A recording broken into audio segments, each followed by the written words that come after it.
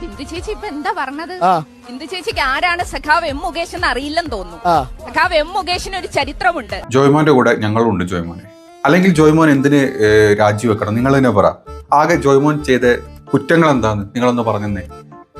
ആകെ ഒരു ഗ്യാപ്പ് കണ്ടപ്പം എന്താ പറയുന്ന മെഴുകുതിരിന്റെ വാക്സിറ്റ് നടച്ചോളം പറഞ്ഞു. ആ പറഞ്ഞതിൽ എന്താ തെറ്റുള്ളത്? ആർക്കെങ്കിലും തെറ്റ് പറയാൻ പറ്റുമോ? ഇല്ല.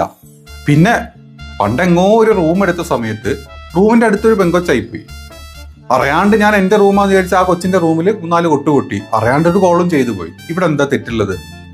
ഒരു തെറ്റും പറയാനില്ല. റൂം എടുക്കലും അടുത്ത് പെങ്കൊച്ചു വരലും അറിയാണ്ട് മുട്ടലൊക്കെ സാധാരണയാണ്. പിന്നെ ഇന്നലെ വന്നിട്ടുണ്ട് ഏതോ ഒരു ജൂനിയർ ആർട്ടിസ്റ്റിന്റെ എന്താണ് അമ്മനെ കയറി പിടിച്ചു. എടാ, ഞാൻ അമ്മനെ കയറി പിടിച്ചതല്ല, ആള് മാറിയതാണ്. ഞാൻ വിചാരിച്ച ജൂനിയർ ആർട്ടിസ്റ്റ് ആണെന്ന്. ഞാൻ അറിയാണ്ടെന്ന് ആള് കയറി മാറി പിടിച്ചത് അമ്മനായിപ്പോയി. പിന്നെ ഇടയ്ക്ക് 4 കോള് ചെയ്യും. ഇടയ്ക്കൊക്കെ ഞാൻ ഇതുപോലത്തെ കുളിസ്ത